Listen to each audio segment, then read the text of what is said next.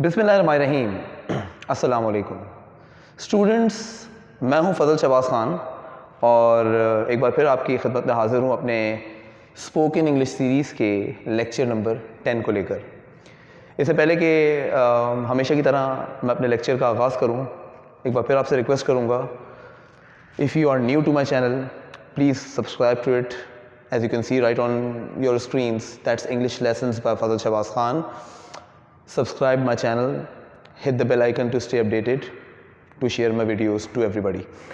इस रिक्वेस्ट के बाद, इससे पहले कि आज क्या स्पोकन स्ट्रक्चर आपके लिए लेकर हाजिर हुआ हूँ वो डिस्कस करूँ, मैं अपनी प्रीवियस वीडियो में एक ह्यूमन एरर और एक टेक्निकल एरर आपसे अपने शेयर करता चलूँ, जिसके लिए मैं थोड़ा सा शर्मिंदा हूँ। लेकिन मेरे एक टीचर कहा करते थे, जिनसे मैंने बहुत कुछ सीखा, कि अपनी गलती को तस्लीम कर लेने वाला छोटा नहीं होता बल्कि बड़ा होता है।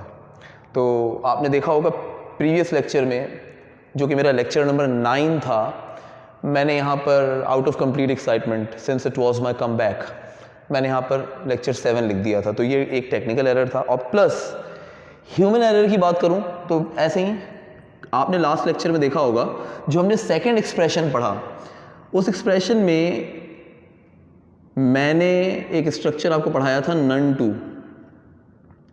बिल्कुल सही था। देखिए मैं इसको क्या पढ़ रहा हूँ, नन टू। अगर आप वीडियो को सुनेंगे तो मैं नन टू ही कहता हुआ आपको सुनाई दूंगा, जबकि मैंने लिख दिया था नॉन।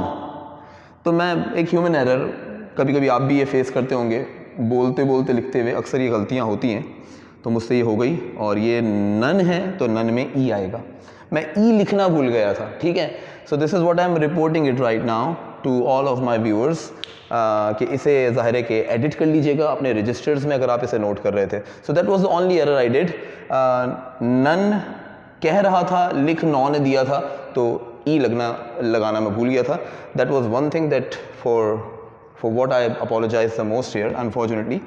लेकिन this is what I have admitted. इंशाल्लाह इंसान हूँ, and err is a human. इंसान ख़ता का पुतला है, ये मुहावरा हर जगह आप सुनते हैं, तो वो चीज़ यहाँ मुझसे हुई। बहरहाल आज आपके पास जब मैं मौजूद हूँ तो कौन से एक्सप्रेशंस लेकर आया हूँ, तो आइए ज़रा एक्सप्रेशंस का यहाँ पर पार्ट नंबर 2 आपके साथ शेयर करते चलें। The first was part number 1, this time this is your part number 2। So here we go. आज के पार्ट 2 में मैं आपके लिए कुछ नेगेटिव एक्सप्रेशंस लेकर आया हूँ। इसका आगाज़ यूँ करते हैं कि जब आप किसी चीज़ को मना करते हैं,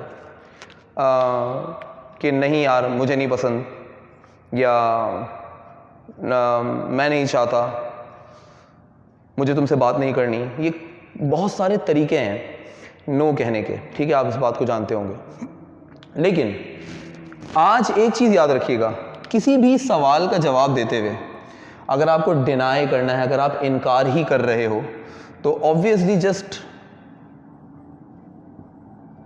डोंट राइट और से नो। कभी भी ना तो नो कहें, ना ही कभी नो लिखें। No is not the reply. we tend to say ना, no I said that, no I reject this।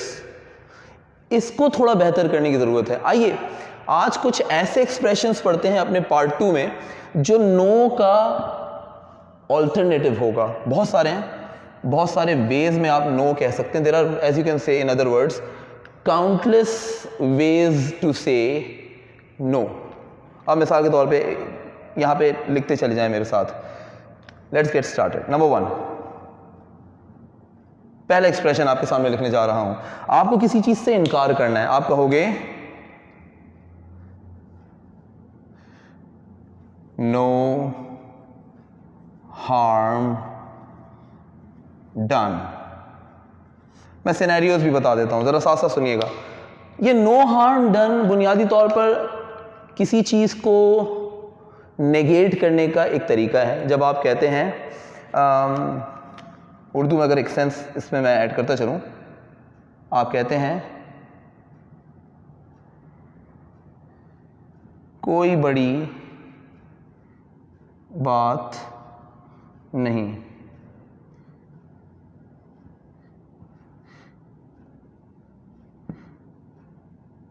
कोई बड़ी बात नहीं, यानी कोई बात नहीं, कुछ भी बुरा नहीं हुआ, नो हार्म डन। ये नो हार्म डन एक एडिशन है जिसके साथ, जिसके बाद में या जिससे पहले अगर आप चाहें तो अपने सेंटेंसेस ऐड कर सकते हैं। फॉर एग्जांपल अगर आप कहते हैं I guess nothing has happened so no harm done, मेरा ख्याल है कुछ हुआ नहीं है तो कोई बड़ी बात नहीं। किसी ने आपका नाम खामखा लोगों के सामने उठा दिया, आपको सस्पेक्ट लिस्ट में डलवा दिया, अब आप कह लीजिए ह्यूमिलिएट हो गए, लेकिन आपका दिल बहुत बड़ा है।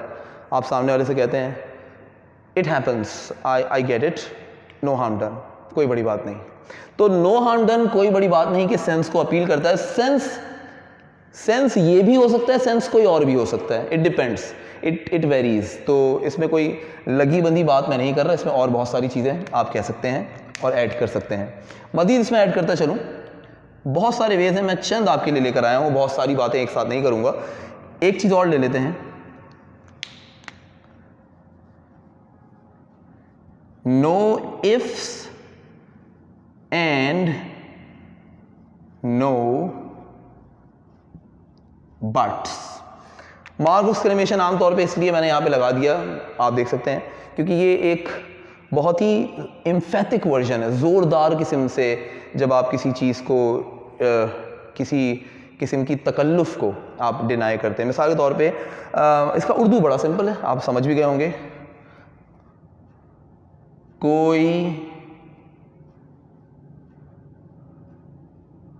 अगर या मगर नहीं, या अक्सर हम कहते हैं किसी अगर या मगर की गुंजाइश नहीं, no ifs and no buts. जाहिर है कि ये अपने आप में एक जुमला भी बन जाता है, हालांकि जुमला नहीं है, एक एक्सप्रेशन है, लेकिन जहाँ ऊपर वाले हिस्से में आपने सुना कि जुमला लगाना ज़रूरी है, कुछ ना कुछ कहने के साथ इसे ऐड करना ज़रूरी है, यहाँ ये अकेले भी अपने आप में एक मीनिंग रखता है, कंप्लीट मीनिंग रखता है, ठीक है ना। तो इसको आप इस तरीके से भी कह सकते हैं। Another way to say no, एक और तरीका है, हम कहते हैं बहुत यूज़ होने वाला एक्सप्रेशन है, और मुझे लगता है मैं नो के एक्सप्रेशंस आपको और बहुत से दूंगा, बहुत सारे जहन में आ रहे हैं, लेकिन मैं चंद की बात आज यहाँ पे कर लेता हूँ। मिसाल के तौर पे शॉर्ट फॉर्म में लिख देता हूँ, नो ऑफेंस। अच्छा, no offence is another way to say no harm done, लेकिन दोनों में बड़ा फ़र्क है। नो ऑफेंस आमतौर पर एक मीनिंग इंग्लिश में अगर देखी जाए तो उसकी कुछ यूँ होती है, इंग्लिश टू इंग्लिश इसकी मीनिंग है नो डिसरिस्पेक्ट। हम अक्सर कहते हैं ना कि भाई आपकी बुराई नहीं कर रहा, मतलब तमाम तर आपकी इज्जत को समझते हुए। नो ऑफेंस आमतौर पे कहा जाता है, अगर उर्दू में कहा जाए,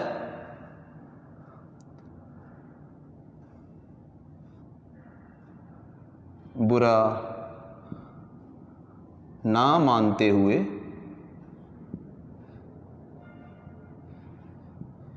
या हो सकता है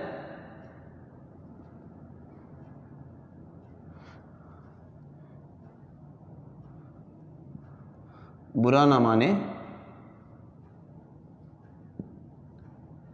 अच्छा देखें, देयर आर वेज, ठीक है ना। ये दो सेंसेस मैंने आपको दे दिए। हम कहते हैं ना, let me reveal one fact, no disrespect. अच्छा, नो डिसरिस्पेक्ट भी चलता है, sorry, to tell you the truth, no offence, बुरा ना मानिएगा सच कहूं तो। अब now for that sense you go for no offence. No disrespect इसलिए लिख दिया क्योंकि हमारे सोसाइटी में नो डिसरिस्पेक्ट का कॉन्सेप्ट ज़्यादा अमूमन कोट किया जाता है, यूज़ किया जाता है। तो ये तीन उम्मीद करता हूँ कि आज आपको अच्छे लगे होंगे, आपने एंजॉय किया होगा। और एक बार फिर अपनी स्क्रीन देख लीजिएगा, आप चाहें तो स्क्रीनशॉट भी ले सकते हैं, ठीक है ना। नो का सेक्शन अभी बाकी है और अभी बहुत सारी चीज़ें मैं इंशाल्लाह कंटिन्यू करूँगा। लेकिन मैं अपने अगले लेक्चर में इंशाल्लाह पार्ट 3 में नो के मज़ीद एक्सप्रेशंस आपके साथ शेयर करूँगा। और सिर्फ नो के ही क्यों, एक्सप्रेशंस का एक चेन मैं शुरू कर चुका हूँ, इंशाल्लाह इसे अपने अगले लेक्चर्स में मैं कंप्लीट करूँगा। तब तक के लिए इंतज़ार कीजिएगा। फजल शहबाज खान को इजाज़त दीजिएगा और जाने से पहले एक बार फिर, if you are new to my channel please subscribe to it and hit the bell icon to stay updated. Share करिए, आपका चैनल है, आपकी चीज़ है, अच्छी चीज़ है, जितने लोगों तक जाएगी उतना इल्म में इजाफा होगा। आप इस अपनेपन के साथ क्या आप अपना ख्याल रखेंगे। टेक केयर, अल्लाह हाफ़िज़।